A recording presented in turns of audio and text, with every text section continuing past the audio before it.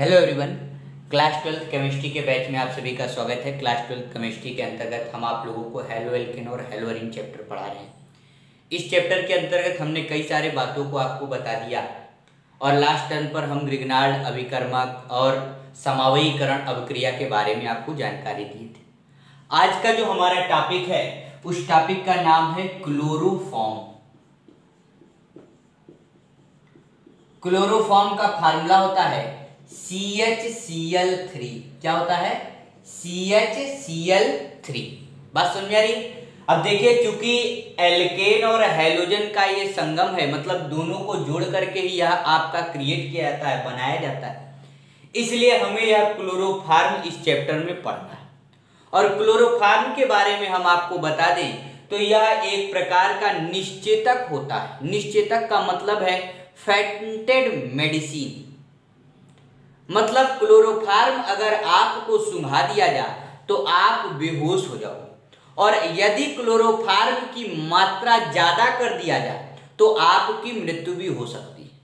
बात समझ में आ रही है? यानी कि एक ऐसी दवाई है जो किसी व्यक्ति को सुंघा देने से उसकी क्या हो सकती है, वह बेहोश हो सकता है, और ज्यादा मात्रा में अगर आपने इसको दे दिया तो वह व्यक्ति मर भी सकता है। तो ऐसे औषधि, ऐसी दवाई के बारे में हम पढ़ने जा रहे हैं। उस दवाई का नाम क्या है? Chloroform CHCl3। बात क्लियर हो गई? तो क्लोरोफॉर्म के बारे में पढ़ने से पहले तो हमने बता दिया कि यह निश्चेतक के रूप में प्रयोग किया जाता है, बेहोश करने के लिए प्रयोग किया जाता है। जो पहले के हमारे डॉक्टर थे वो क्या करते थे कि किसी मरीज को बेहोश करते समय इसी का प्रयोग करते थे, लेकिन इसमें उनको रिस्क, खतरा भी रहता था कि कहीं वो उसकी मात्रा ज़्यादा ना हो जाए, कहीं मात्रा कम ना हो जाए, कहीं मरीज मृत्यु ना हो जाए। मतलब अनेक प्रकार के रिस्क इसमें बने रहते थे। तो इसके बाद नई नई औषधियों का प्रयोग आया, नई नई औषधियाँ खोजी गई और इसका प्रयोग धीरे धीरे करके क्या हो गया? बंद हो गया। तो ध्यान दीजिए, क्लोरोफॉर्म आपके लिए इंपॉर्टेंट है क्योंकि ये भैया एल्केन और हैलोजन से मिलकर के बनता है। आपका चैप्टर ही हेलो एल्केन, इसलिए आपको यह हेडिंग पढ़ना जरूरी है। दूसरी बात, यह जो क्लोरोफॉर्म है CHCl3 है, यह दो तरीके से प्रिपेयर होता है। एक तो इसका होता है औद्योगिक निर्माण और एक होता है इसका लैबोरेटरी यानी कि प्रयोगशाला निर्माण। यानी कि क्लोरोफॉर्म के दो निर्माण होते हैं।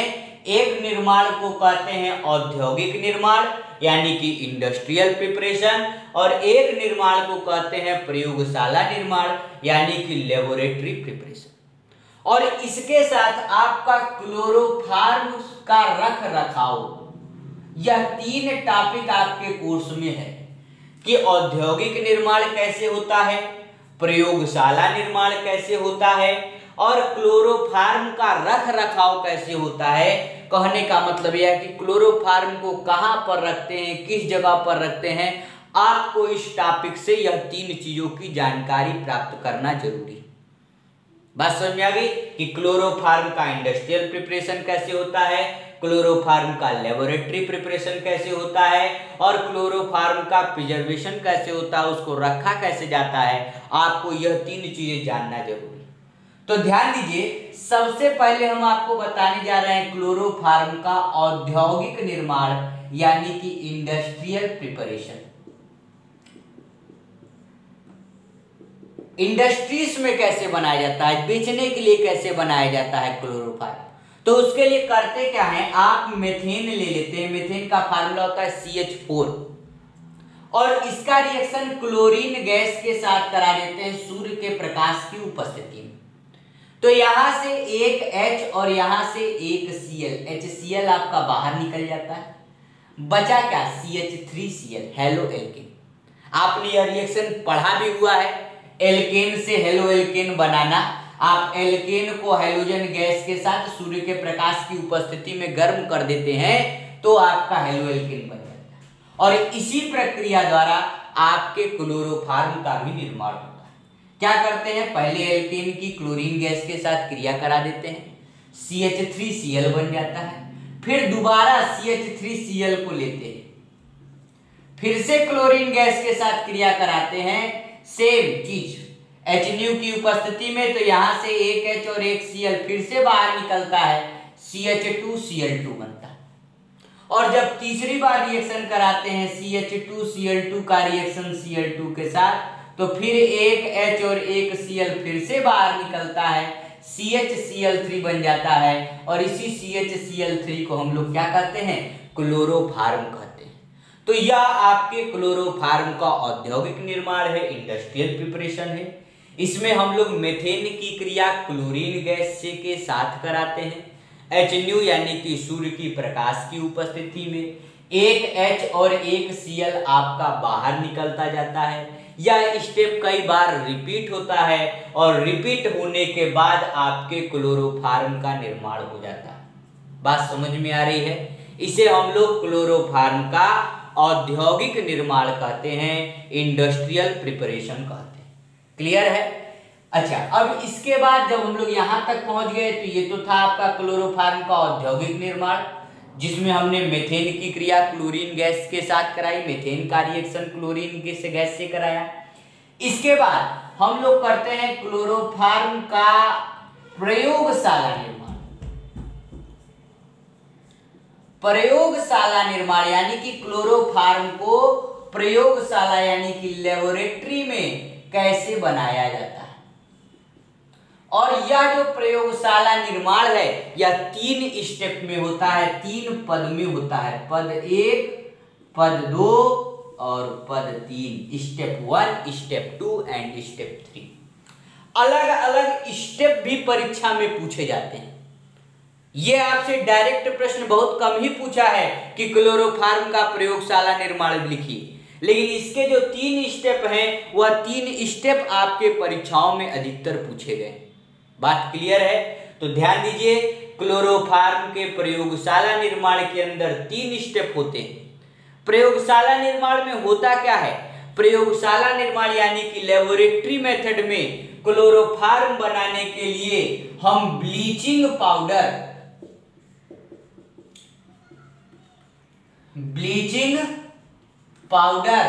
तथा एथेनॉल का प्रयोग करते हैं। किसका प्रयोग करते हैं? ब्लीचिंग पाउडर तथा एथेनॉल के प्रयोग के द्वारा हम प्रयोगशाला में क्लोरोफार्म का निर्माण करते हैं।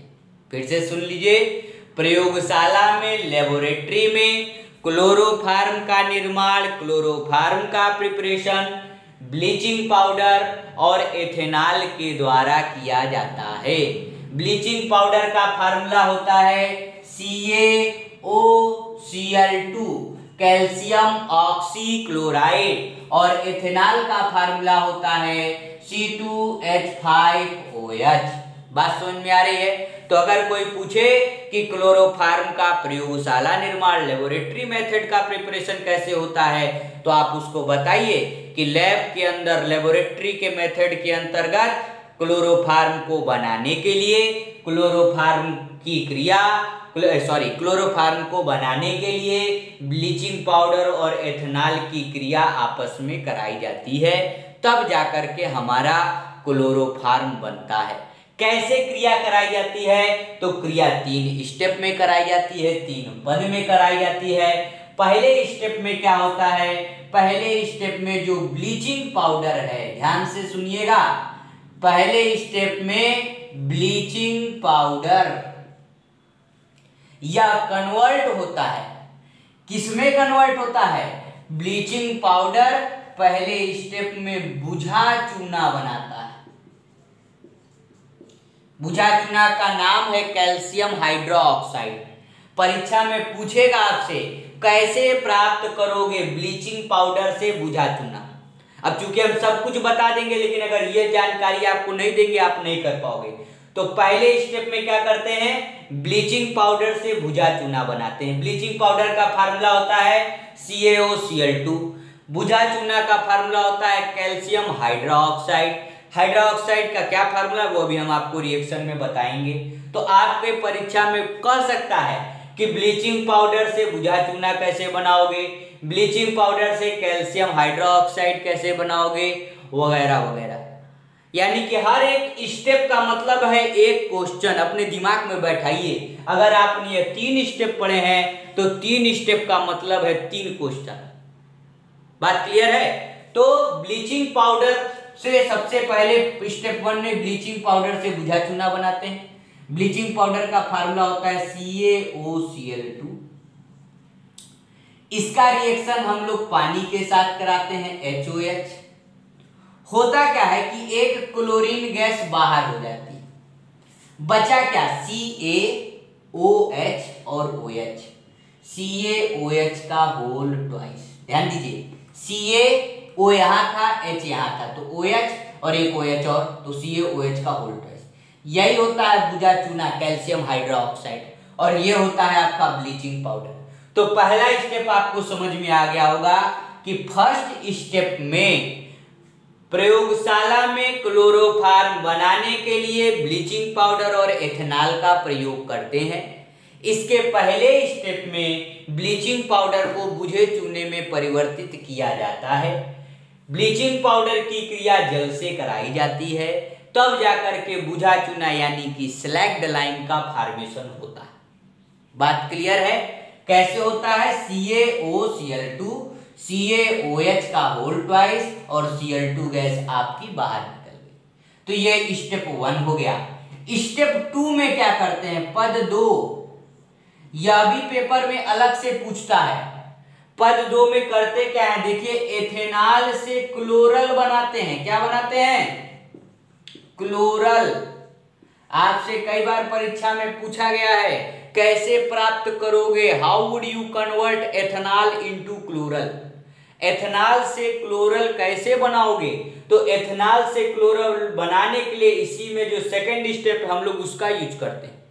एथेनॉल का पहले तो फार्मूला लिख लेते हैं, C2H5OH।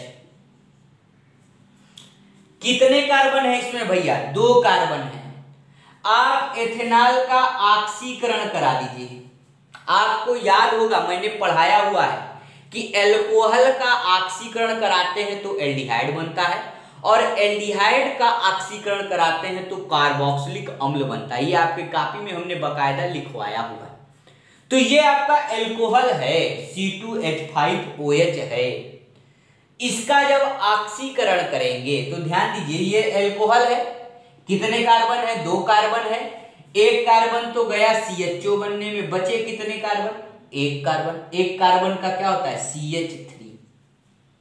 फिर से देख लीजिए, ये एल्कोहल है, कितने कार्बन का? 2 कार्बन का। 2 कार्बन में 1 कार्बन कहाँ गया? CHO बनने में। 1 कार्बन कहाँ गया? यहाँ गया। और हाइड्रोजन 1 कार्बन के साथ 3 लगाते हैं। आपको याद होगा, जब 1 कार्बन रहता है तो हाइड्रोजन 3, 2 कार्बन रहता है तो हाइड्रोजन 5, 3 कार्बन रहता है तो हाइड्रोजन 7। दुगने से 1 ज्यादा होता है। 3 का दुगना 6, 6 में 1 जोड़ोगे तो 7, 2 का दुगना 4, 4 में 1 जोड़ोगे तो 5, 1 का दुगना 2, 2 में 1 जोड़ोगे तो 3। तो यहाँ पर 1 का दुगना 2, 2 में 1 जोड़ोगे तो 3। तो पद 2 में सबसे पहले एथेनॉल का ऑक्सीकरण कराते हैं तो आपका एल्डिहाइड बनता है, और इस एल्डिहाइड की क्रिया क्लोरीन गैस से कराते हैं। तो इसमें एकदम रट करके रख लिखिए कि जहां पर 3 हाइड्रोजन है ना, वहीं पर 3 क्लोरीन लग जाएगा, CCl3CHO। इसी को कहते हैं क्लोरल। अब लोग परेशान होंगे, सर यहाँ पर तो आप 2 क्लोरीन लिए, यहाँ बना दिए 3 का। अरे भाई, हम 2 3 नहीं लेते, यहाँ हम टोटल 3 दूनी 6 क्लोरीन लेते हैं। कितने क्लोरीन लेते हैं? 6 क्लोरीन लेते हैं, और 3 हाइड्रोजन लेते हैं। 6 क्लोरीन में 3 क्लोरीन तो यहां आ गई, तो बची कितनी? 3 क्लोरीन। 3H और 3Cl मिलकर के 3HCl अलग से बनाते हैं साथ में। बात समझ में आ रही है? फिर से देखिए, एथेनॉल से क्लोरल बनाने के लिए सर्वप्रथम एथेनॉल का ऑक्सीकरण कराते हैं। एथेनॉल का ऑक्सीकरण कराने पर यह एल्डिहाइड में बदलता है। 2 कार्बन है तो 1 कार्बन CHO बनने में गया, 1 कार्बन CH3 बनने में गया। फिर इसका रिएक्शन क्लोरीन गैस के साथ कराते हैं। तो जहां पर 3 हाइड्रोजन है ना, बस वही याद रखना कि 3 हाइड्रोजन की जगह 3 क्लोरीन लिख देना, और जो बाकी चीजें बचती हैं वो HCl बना लेती हैं। अगर आप HCl लिखना भूल भी जाते हैं तब भी कोई दिक्कत नहीं है, सही है।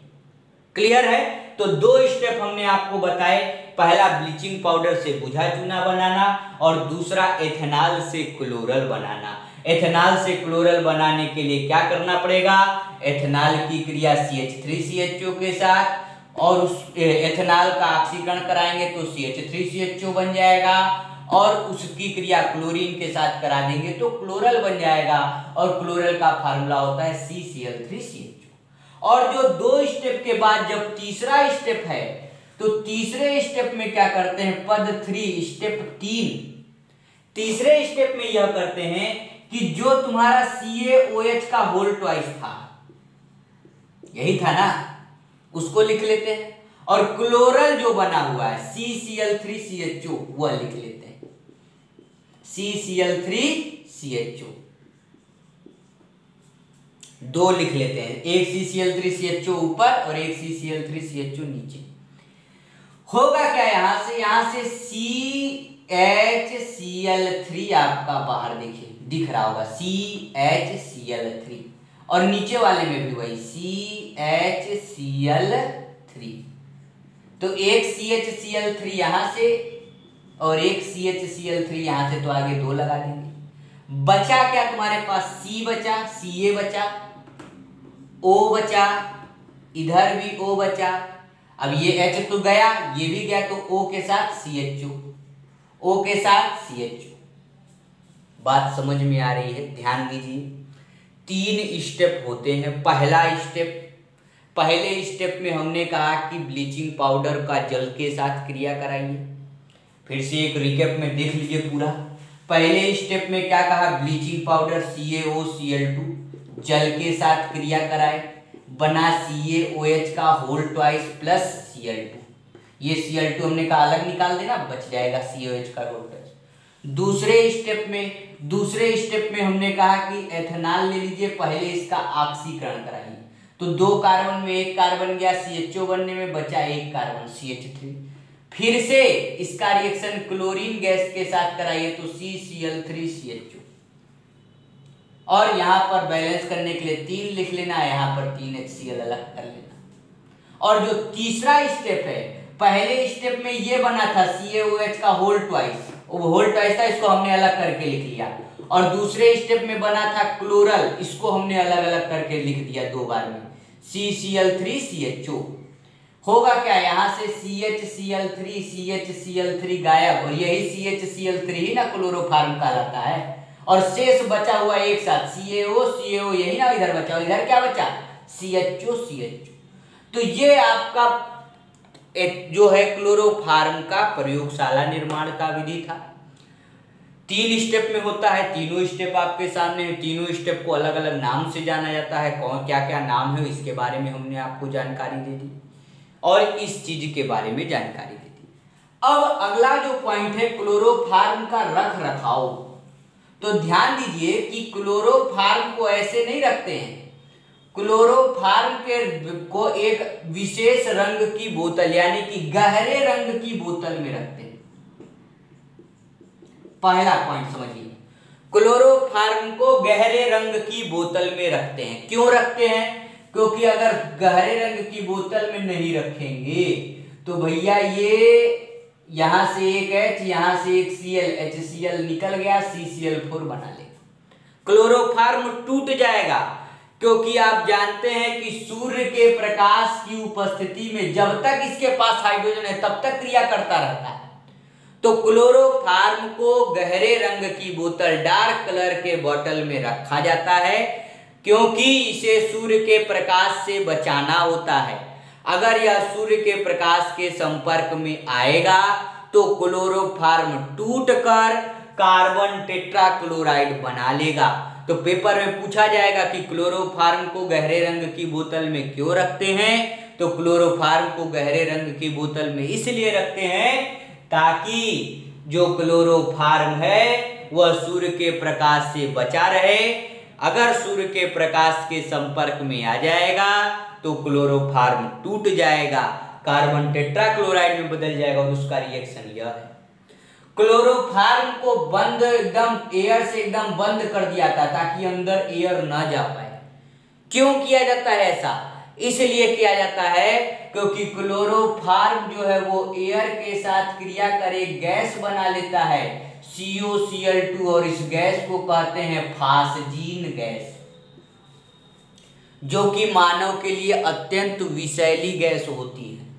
तो अगर कोई पूछे क्लोरोफॉर्म को जिस बोतल में रखते हैं उसे वायु रोधी क्यों कर देते हैं, एयर टाइट क्यों कर देते हैं, क्या ताकि अंदर हवा ना जा सके, तो आप इसका आंसर बताइएगा कि क्लोरोफॉर्म जो है वायु के साथ क्रिया कर फास्जीन नामक गैस बनाता है, वह गैस न बना पाए इसलिए हम इसे एयर टाइट करके बंद कर देते हैं।